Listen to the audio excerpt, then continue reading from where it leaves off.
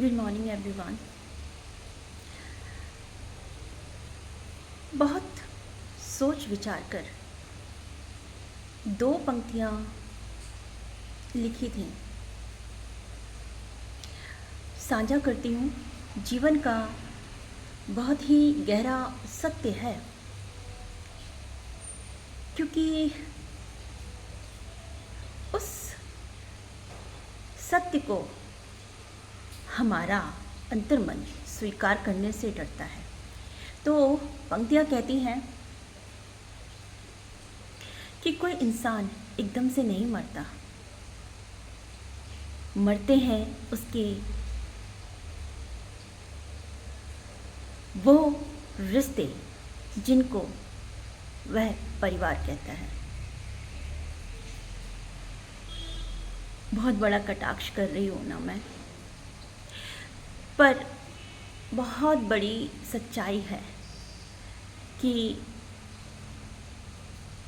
जिन मधुर संबंधों की हम कल्पना करते हैं, उन्हीं संबंधों में कोई कैसे सेंध लगाता है।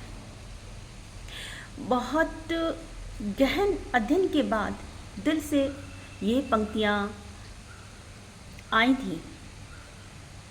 बहुत दिनों तक सोचा कि नहीं शेयर करती हूँ, लेकिन शायद ईश्वर ने जन्म इसलिए दिया है कि सब चीज़ें सत्यता के साथ बेबाकी से कह दूँ। और ऐसा इसलिए कह रही हूँ कि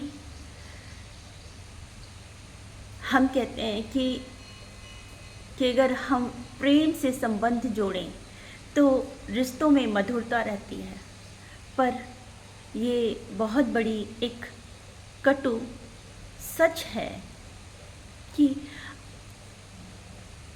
रिश्तों में मधुरता नहीं, एक व्यापार जैसा हो गया है। हमारे संबंध प्रेम पर कहाँ टिके हैं, क्योंकि हमें तो प्रेम करना आता ही नहीं है। बहुत गहराई में नहीं ले जाऊंगी। क्या आपने कभी सुना है कि हमारा मन कैसे काम करता है, कि इसके अंदर एक ईर्ष्या की भावना लेके हम तब तो संबंधों में उतरते हैं। हमारे संबंधों में प्रेम कब से गायब हो चुका होता है, रह जाती है तो सिर्फ हम जिसको कहते हैं जलन और ईर्ष्या। कैसे परिवार हैं हमारे कि हम अपने ही भाई बहनों की तरक्की नहीं देख पाते हैं, या अपने ही परिवार में किसी वरिष्ठ की या अनुज की हम तरक्की नहीं देख पाते हैं, और वहीं से हमारे मन में संबंध चलते हैं, लेकिन ईर्ष्या का भाव भी जन्म ले चुका होता है। और ये ऐसा कहने के लिए इसलिए भी है कि किसी दुरूह परिस्थिति में लोग किसके साथ कैसा व्यवहार करते हैं, बहुत करीब से जानती हूँ। हमारे समाचार पत्र इन्हीं सब चीज़ों से भरे होते हैं। मुझे एक घटना याद आती है जो मेरे दिल को अंदर तक झकझोर गई।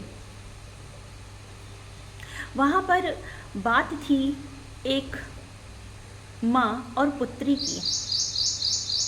पिता नहीं थे उनके, और जो यहाँ पर पुत्री थी वो किसी बीमारी से ग्रसित थी। माँ बहुत संघर्ष करके अपनी बेटी का इलाज कर पा रही थी या करवा रही थी, लेकिन क्योंकि हम कहते हैं कि हमें असली रिश्तों का तभी पता चलता है जब हम किसी दुरूह परिस्थिति में आ जाते हैं। बहुत संघर्ष करने के बाद धीरे धीरे मुझे लगता है कि उसका अंदर का आंतरिक जगत का संघर्ष हारने लगा। तो फिर उसने अपने सभी रिश्तेदारों से, परिवार से आर्थिक मदद मांगी।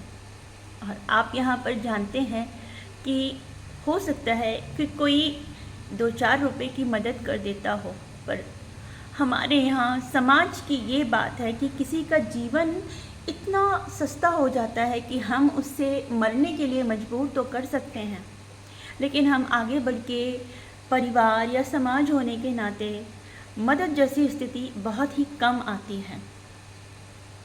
उस स्त्री ने भी यही किया कि अपने परिवार वालों से मदद मांगी, तो शायद उसको वो जो आशा कर रही थी, वो आशातीत मदद वहाँ से नहीं मिली।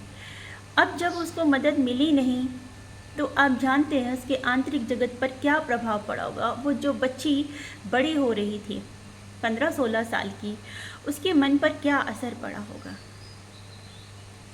तो हमने कहा कि यहाँ पर किसी की जान की कीमत हमारे समाज में, हमारे देश में बहुत सस्ती हो जाती है। हम किसी को मरने के लिए तो छोड़ सकते हैं, पर हम उसे जीवन की आशा की किरण नहीं दे सकते हैं। तभी मैं कहती हूँ ये एक ऐसा परिवार है, ये एक ऐसा समाज है जो किसी को आगे बढ़ के मदद नहीं कर पाता। तो यहाँ पर ये हुआ ये कि जब वो माँ सारी परिस्थितियों से हार गई, तब उसने जो सबसे आसान होता है उपाय, मैंने कहा कि मृत्यु, और उसका वरण कर लिया। एक दिन घर में उसने कुंडी मारी और पंखे से लटक गई। अब माँ तो चली गई, अब उस बेटी का क्या। उसने देखा कि जब ऐसा माहौल है तो उसने भी वही कि वो भी जीवित नहीं रही, उसने भी आत्महत्या कर ली। ये सिर्फ कहानी नहीं है, ये न्यूज़पेपर की घटनाएं हैं। हम इनसे क्यों नहीं सीखते हैं। मैंने कहा कि हम यहाँ पर किसी को मरने के लिए तो मजबूर कर देते हैं, जान की कीमत इतनी सस्ती हो जाती है, पर हम किसी को जीवन दान नहीं दे सकते हैं। हम रक्तदान की बात करते हैं, हम शरीर दान की बात करते हैं, लेकिन किसी को हम ऐसे जीवन दान नहीं दे सकते हैं। या यहाँ पर मैं परिवार की बात करती थी कि इंसान एकदम से नहीं मरता है, धीरे धीरे धीरे चीज़ें इकट्ठी होती हैं। अब यहाँ पर इस परिस्थिति में हुआ क्या कि इंसान के अंदर जो एक जीने के लिए जब वो संघर्ष कर रहा था, वो संघर्ष धीरे धीरे उसमें ख़त्म होता है, मर जाता है। तब कोई ऐसी परिस्थिति में पहुँचता है और बड़ा आसानी से हम कह देते हैं कि वो एंजाइटी का शिकार है, वो डिप्रेशन का शिकार है, वो डिप्रेशन में है। पर कभी यहाँ से सोच के देखा है कि ये डिप्रेशन आया कहाँ से? कभी सोचा? नहीं आता होगा ना। हम बड़े आसानी से कह देते हैं नहीं, वो तो मेंटली थोड़ा सा ऐसा है, या वो डिप्रेस्ड है, उसको तो कुछ समझ नहीं आता। नहीं, ईश्वर ने सबके शरीर में चेतना को उसी तरह से एक मैकेनिज़्म के तरह डाला है, लेकिन हम उसको ग्रोथ कैसे देते हैं, हम उसको एक बच्चे की तरह बड़ा कैसे करते हैं, और वो विकसित होकर किस दिशा में चलती है। यहाँ पर मैं कहती हूँ समाज तो बाद में ज़िम्मेदार है सबसे पहले वो परिवार, जिसने उसको इस संघर्ष की परिस्थिति में लाया और फिर एकदम उसने बंद दरवाज़ों के पीछे ये रास्ता चुन लिया। आप इसे परिवार कह पाएंगे? तो मैं तो कहती हूँ ये परिवार नहीं, व्यापार है। लोग जो करते हैं यहाँ पर व्यापार करते हैं। और बहुत ही पास का उदाहरण यहाँ पर देती हूँ कि हमारे यहाँ परिवारों में आप भी लोगों ने बहुत बार सुना होगा कि वो हमारे यहाँ नहीं आता, हमारे किसी उत्सव में शामिल नहीं होता, तो हम उसके यहाँ क्यों जाएंगे। क्या हम इसलिए बने हैं कि हम किसी की परिस्थिति ना देखते हुए, हम किसी के पीछे का चीज़ें ना देखते हुए हम उससे कहते हैं कि तू नहीं आएगा तो मैं तेरे दरवाजे पे कदम नहीं रखूँगा। तो ऐसे तो हमारे परिवार हैं, ऐसे हमारे रिश्ते हैं। तो बड़ा दुख होता है। तो मैं बस यही कह पाती हूँ कि इंसान एकदम से नहीं मरता है, वो मरता है सबसे पहले उसके रिश्ते, जिनको वह परिवार कहता है। धन्यवाद।